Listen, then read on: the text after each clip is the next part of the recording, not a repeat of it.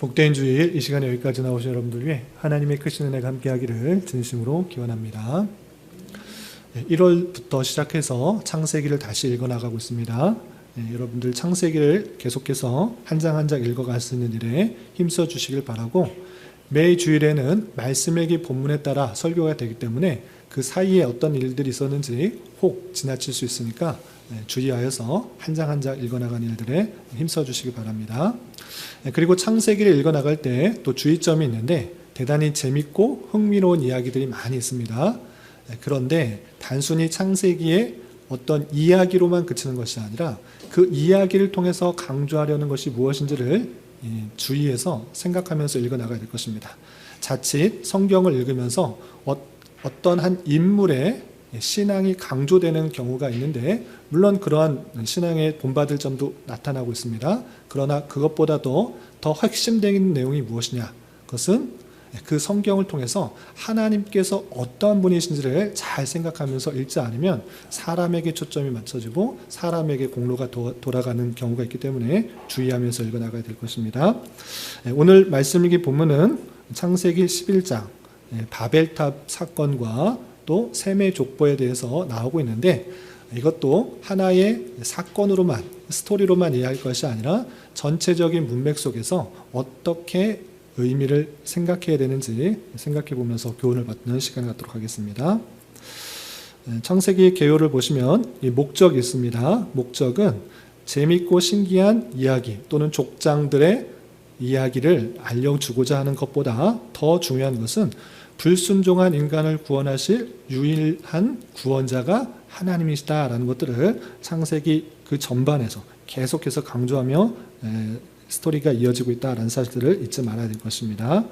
그리고 창세기 전체 내용은 50장으로 되어 있는데 1장부터 11장까지는 세상의 원 역사, 처음 역사에 대해서 나오고, 또 내일부터 살펴보게 될 아브라함 시대부터 그 족장들이 어떠한 역사들로 시대가 흘렀는지에 대해서 나오고 있다. 두 부분으로 나눠서 살펴볼 수 있겠습니다.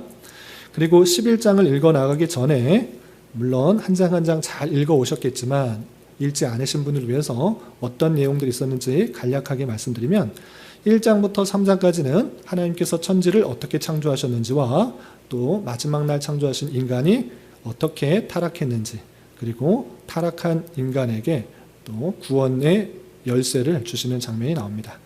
그리고 4장과 5장에서는 그 인간의 타락한 모습 가운데 계속해서 죄가 확산되고, 그리고 그럼에도 불구하고 하나님께서 여자의 후손을 통해서 그 구원자를 약속하신 것들이 어떻게 이어지는지 아담의 족보를 천천히 정리해 나가고 있다라고 할 수 있겠습니다.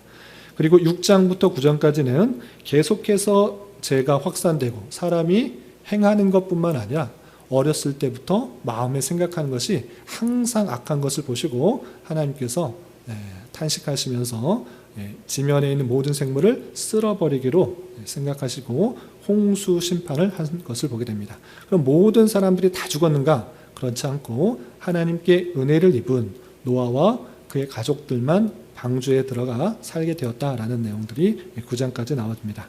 그리고 그 노아의 계보가 어떻게 이어지는지 10장에 쭉 설명하고 있습니다. 그리고 나서 이제 11장에는 처음에 말씀드린 것처럼 사람들이 바벨탑을 쌓는 이유와 또 그것 때문에 하나님께서 어떻게 하셨는지, 그리고 셈의 족보가 어떤 식으로 이어지는지에 대해서 나오는데 내용을 좀 자세하게 살펴보면서 교훈받도록 하겠습니다. 우선 창세기 11장 1절부터 4절까지는 인류가 한 민족이기 때문에, 한 인류가 언어도 하나고 말이 하나이기 때문에 교만하게 되어서 잘못된 일들로 나가고 있는 타락의 확산이 되는 그 모습들을 또 보여주고 있는 것입니다. 1절부터 4절까지 인류가 어떤 모습 가운데 나아가고 있는지 같이 한번 읽어보도록 하겠습니다. 1절부터 4절까지 함께 봉독합니다. 시작. 온 땅의 언어가 하나요 말이 하나였더라. 이에 그들이 동방으로 옮기다가 신할 평지를 만나 거기 거류하며 서로 말하되, 자 벽돌을 만들어 견고히 굽자 하고, 이에 벽돌로 돌을 대신하며 역청으로 진흙을 대신하고, 또 말하되, 자 성읍과 탑을 건설하여 그 탑 꼭대기를 하늘에 닿게 하여 우리 이름을 내고 온 지면에 흩어짐을 면하자 하였더니, 노아의 가족들만 살아남았기 때문에 당연히 한 말을 쓰고 있는 것입니다. 한 민족만 있었기 때문에 한 언어로 또 한 말로 서로 소통할 수가 있었던 것입니다.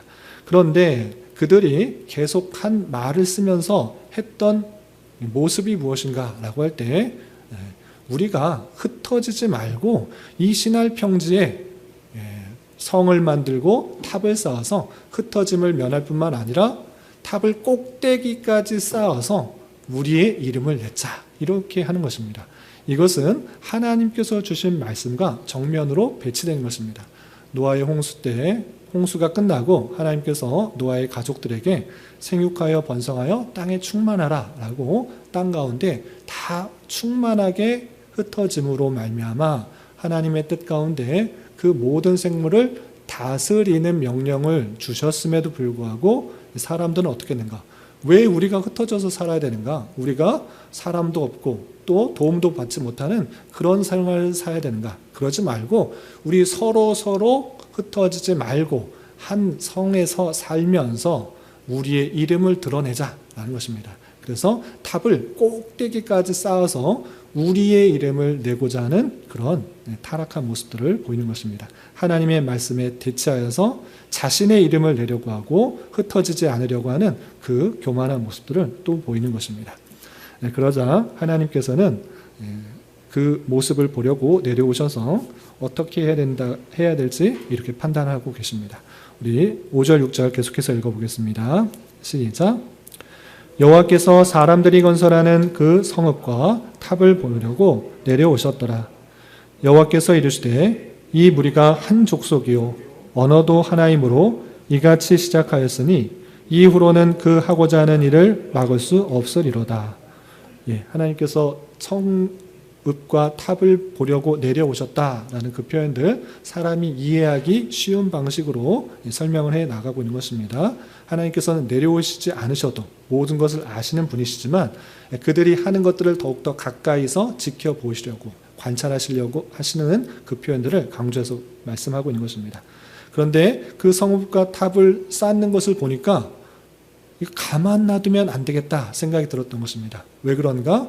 하나님께서 사람을 지으신 목적은 생육하여 번성하여 충만하여 정복하고 다스리는 것, 하나님의 뜻대로 이 세상을 다스리는 것인데 그런 것에는 관심 없고 흩어지지 않고 성을 높이 쌓아서 자기의 이름을 더욱더 드러내려고 하는 그런 모습이기 때문에 원래 지은 목적과 다르게 나가기 때문에 더 이상 같이 두면 안 되겠다. 이렇게 언어를 계속 같이 쓰도록 하면 계속 그 일들을 하는 일들을 더 힘쓸 거니까 이렇게 하면 안 되겠다라고 판단을 하신 것입니다.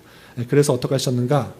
언어를 다르게 혼잡하게 다양하게 만들어버리면 서로 소통이 되지 않기 때문에 성을 쌓는 일들을 진행할 수 없을 것이다 생각하셔서 언어를 혼잡하게 하고 서로 알아듣지 못하게 하고 트게 하시는 것입니다. 그 내용이 7절부터 9절까지 이렇게 표현되어 있습니다. 계속 읽어보도록 하겠습니다. 7절부터 9절까지 함께 봉독합니다. 시작. 자, 우리가 내려가서 거기서 그들의 언어를 혼잡하게 하여 그들이 서로 알아듣지 못하게 하자 하시고 여호와께서 거기서 그들을 온 지면에 흩으셨으므로 그들이 그 도시를 건설하기를 그쳤더라. 그러므로 그 이름을 바벨이라 하니 이는 여호와께서 거기서 온 땅의 언어를 혼잡하게 하셨음이니라. 여호와께서 거기서 그들을 온 지면에 흩으셨더라. 더 이상 놔두면 안 되겠다. 더 이상 막을 수 없으니 이제 내려가서 언어를 혼잡하게 하여 서로를 알아듣지 못하게 하자라고 하셔서 그들 가운데 언어를 혼잡하게 하심으로 그들이 더 이상 성을 높이 쌓는 것이 아니라 서로 의사소통이 되지 않아서 이곳저곳 흩어지게 되었다 되어 있습니다. 그래서 그 이름을 바벨, 흩어지게 하다라는 그런 뜻의 바벨이다 이렇게 표현하고 있습니다. 여기까지가 바벨탑을 쌓았던 일들과 또 언어가 흩어지게 되어서 서로 흩어져서 살게 되게 된 인류 역사에 대해서 소개하는 것을 보게 됩니다. 그리고 10절부터 26절까지는 먼저 셈의 족보가 어떻게 되는지 쭉 정리를 하고 있습니다. 내용이 길어서 세 부분으로 끊어서 읽어보겠습니다. 먼저 10절부터 15절까지는 셈에서 에벨까지에 대한 표현인데 홍수 이전에 있었던 그런 자손들인 것입니다. 10절부터 15절까지 한번 쭉 읽어보겠습니다. 시작. 셈의 족보는 이러하니라. 셈은 100세 곧 홍수 후 2년에 아르박삿을 낳았고 아르박삿을 낳은 후에 500년을 지내며 자녀를 낳았으며 아르박삿은 35세에 셀라를 낳았고 셀라를 낳은 후에 400년을 지내며 자녀를 낳았으며 셀라는 30세에 에벨을 낳았고 에벨을 낳은 후에 400년 지내며 자녀를 낳았으며 15절까지 먼저 읽어보겠습니다. 셈, 아르박삿, 셀라, 에벨 이렇게 이어지게 되는데 5장에 나오는 족보와 좀 다른 것은 먼저 죽었다라는 표현이 등장하고 있지 않습니다. 왜냐라고 할 때 많은 학자들은 창세기 5장에서 나왔을 때 죄의 결과로 죽었다라는 것들을 강조하고 있는 것이고 여기서 뒤에 나오는 족보는 몇 세에 죽었다라는 표현이 나오지 않고 있는데 그 죽었다라는 표현 대신 그 낳는 것을 통하여서 생육하고 번성하는 하나님의 뜻을 더욱더 드러내고 있다 이렇게 표현하고 있는 것을 보게 됩니다. 그리고 또 한 가지 차이가 있는데 노아의 홍수 이전과 또 홍수 후에 살펴볼 때 그 나이가 점점점 더 줄어들고 있는 것을 보게 됩니다. 죄의 결과로 하나님의 심판이 있을 때 점점점 수명이 줄어들고 있다 이렇게 생각해 볼 수 있겠습니다. 그리고 16절부터 23절까지는 홍수 이후 제가 잘못 표현했습니다. 홍수 이후가 아니라 홍수 이후의 다사람들인데 죄송합니다. 제가 착각을 했습니다. 바벨탑 사건 이전과 이후입니다. 그래서 15절까지는 바벨탑 사건의 이전의 족보고 16절부터는 바벨탑 사건의 이후의 족보입니다. 왜 제가 실수했는데 왜 그렇게 표현할 수 있는가라고 할 때 벨렉이라는 사람 때문에 그렇습니다. 먼저 16절부터 23절까지 말씀을 읽고 제가 추가로 설명드리겠습니다. 벨렉부터 나홀까지 계보 쭉 읽어보겠습니다. 시작. 에벨은 34세에 벨렉을 낳았고 벨렉을 낳은 후에 430년을 지내며 자녀를 낳았으며 벨렉은 30세에 르우를 낳았고 르우를 낳은 후에 209년을 지내며 자녀를 낳았으며 르우는 32세에 술룩을 낳았고 수룩을 낳은 후에 207년을 지내며 자녀를 낳았으며 수룩은 30세에 나홀을 낳았고 나홀을 낳은 후에 200년을 지내며 자녀를 낳았으며 여기까지만 일단 읽겠습니다. 그래서 벨렉을 낳았다라는 그 벨렉의 출생 때 어떤 일이 있었는지에 대해서 우리가 어제 살펴보았던 창세기 10장에 이런 표현이 있는 것입니다. 창세기 10장으로 여러분 성경을 한 장 넘겨보시기 바랍니다. 한 장 전으로 가면 노아의 세 아들의 족보를 쭉 설명하는 가운데 셈의 족보를 설명할 때 25절에 이렇게 표현이 있습니다. 25절 보시면 에벨은 두 아들을 낳고 하나의 이름은 벨렉이라 했으니 그때의 세상이 나뉘었으며 라고 표현하고 있습니다. 이 벨렉일 때 세상이 나뉘었다라는 그 표현 때문에 벨렉 때 그 바벨탑 사건으로 말미암아 세상이 나뉘어졌구나라는 것을 확인하게 됩니다. 그래서 아까 읽었던 10절부터 15절까지는 바벨탑 사건 이전의 사람들, 족보들이고 이 벨렉 시대부터 세상이 나뉘었기 때문에 바벨탑 이후에 자손들이 이렇다라는 것들을 확인할 수 있게 되는 것입니다. 그리고 마지막 24절부터 26절까지는 아브라함의 아버지와 또 아브라함의 형제들이 어떠한지에 대해서 설명하고 있는데 24절부터 26절까지 계속 읽어보겠습니다. 시작. 나홀은 29세에 데라를 낳았고 데라를 낳은 후에 119년을 지내며 자녀를 낳았으며 데라는 70세에 아브람과 나홀과 하란을 낳았더라. 데라와 아브람까지 기록되어 있습니다. 이렇게 10절부터 26절까지는 셈의 족보에 대해서 설명하고 있는데 그 끝을 아브라함에서 마치고 있다는 것들을 확인하게 됩니다. 그리고 마지막 27절부터 32절까지는 아브라함과 그 아버지 데라 그리고 형제들 중에 그 원래 살고 있었던 갈대아 우르에서 이동하다가 발생한 여러 가지 일들에 대해서 설명하고 있는데 그 내용도 계속해서 살펴보도록 하겠습니다. 먼저 27절, 28절에서는 데라의 족보와 데라의 아들 중에 한 명인 하란이 갈대아의 우르에서 죽었다는 내용이 나오는데 같이 한번 읽어보겠습니다. 시작. 데라의 족보는 이러하니라. 데라는 아브람과 나홀과 하란을 낳고 하란은 롯을 낳았으며 하란은 그 아비 데라보다 먼저 고향 갈대아인의 우르에서 죽었더라. 예, 데라의 족보, 아브람이라는 그 12장부터 나오는 족장 이야기들에 대해서 나오기 전에 그 아버지 족보를 설명하는데 그 족보는 데라가 아브람, 나홀, 하란 이 세 명을 낳았다라는 것을 표현하고 있고 그 중에 한 아들인 하란은 원래 고향 갈대아 우르에서 먼저 죽게 되었는데 그러면 나머지 두 아들과 아버지는 어떻게 했는가? 그 내용이 29절부터 32절까지 나오는데 먼저 그 하란 외에 두 명의 아들인 아브람과 나홀에 대해서 이렇게 가족사에 대해서 말하고 있습니다. 우리 29절 30절 계속해서 읽어보겠습니다. 시작. 아브람과 나홀이 장가들었으니 아브람의 아내 이름은 사레며 나홀의 아내 이름은 밀가니 하란의 딸이요 하란은 밀가의 아버지며 또 이스가의 아버지더라. 사레는 임신하지 못함으로 자식이 없었더라. 하란이라는 아들은 죽고 아람과 나홀이 있었는데 아람과 나홀이 장가들었다. 결혼했다. 아브라함의 그 아내 이름은 사레고 나홀의 아내 이름은 밀가인데 이 하란이라는 다른 형제의 딸이었다라는 것들을 확인하게 됩니다. 그런데 이 사레는 아브라함의 아내는 임신하지 못하여서 자식이 없었다라고 그 배경을 밝혀주고 있습니다. 그런데 이 가족들이 원래 고향인 갈대아 우르에서 가나안 땅으로 이주하다가 발생한 일들에 대해서 말하면서 마치게 되는데 마지막으로 우리 31절, 32절 같이 읽어보도록 하겠습니다. 시작.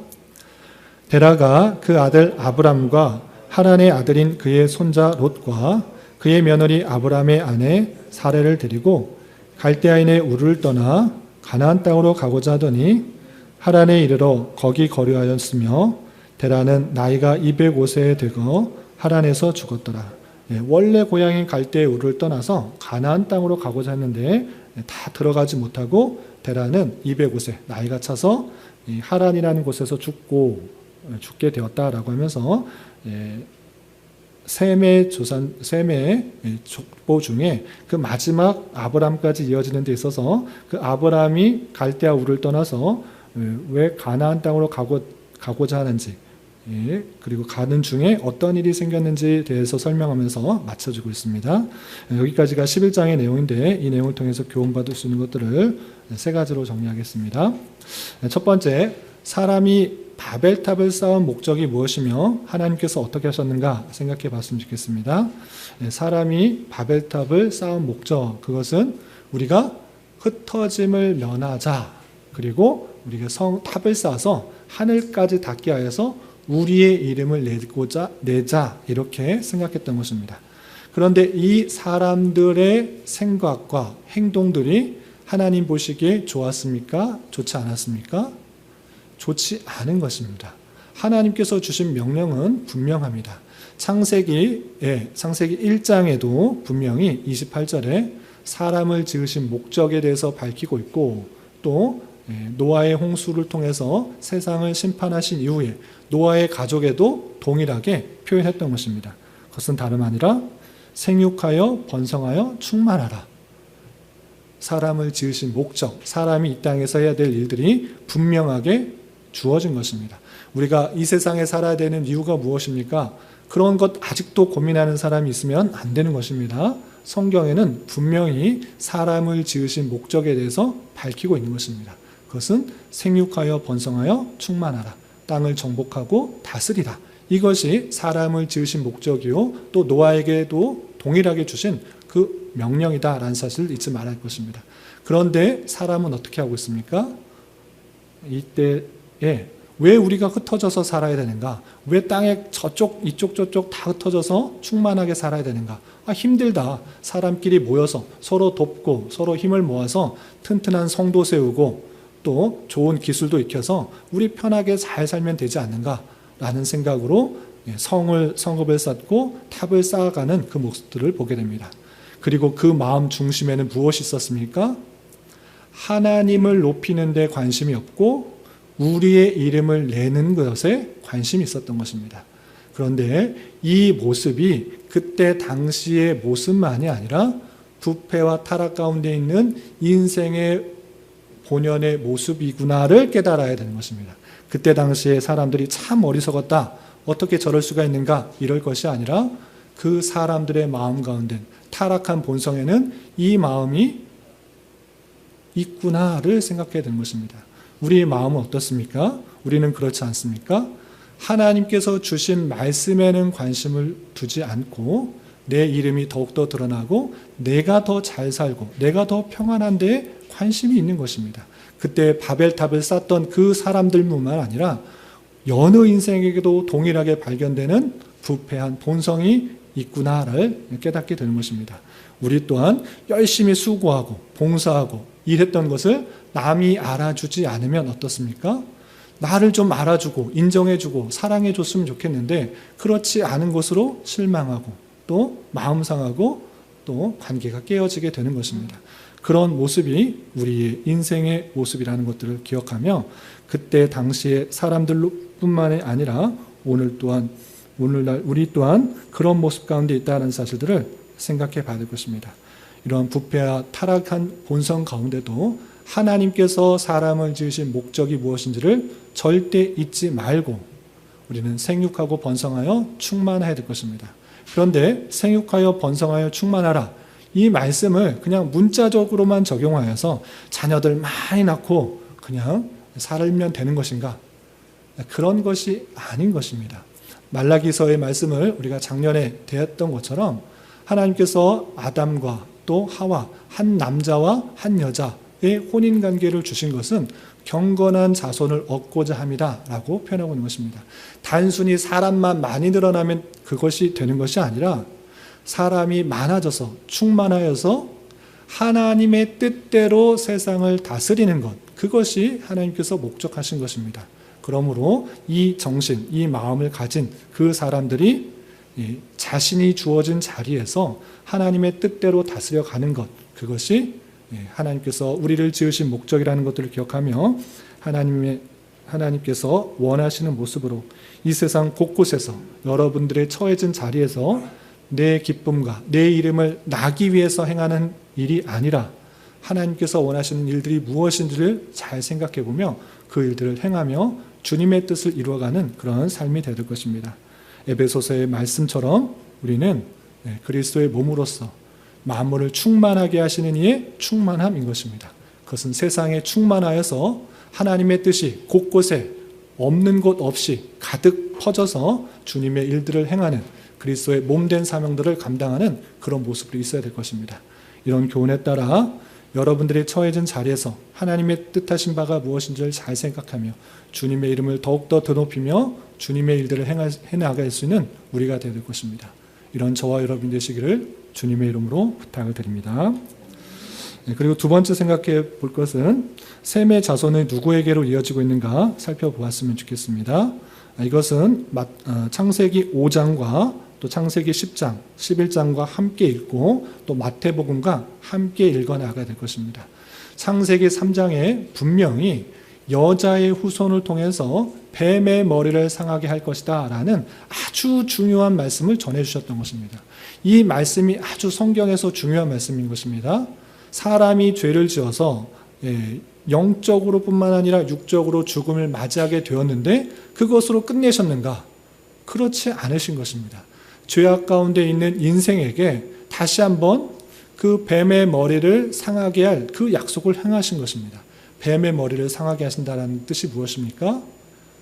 사탄이 뱀에 들어가서 그 뱀으로 말미암아 죄의 유혹에 빠졌고 하나님과 사람과의 그 영적인 관계가 끊어져서 하나님의 그 풍성함들을 다 받을 수 없는 그런 영적인 죽음과 또 육적인 죽음으로 이어지게 되었는데 그 끊어진 관계를 깨트릴, 그 사망의 권세를 깨트릴 그 여자의 후손을 약속하셨다라는 것입니다.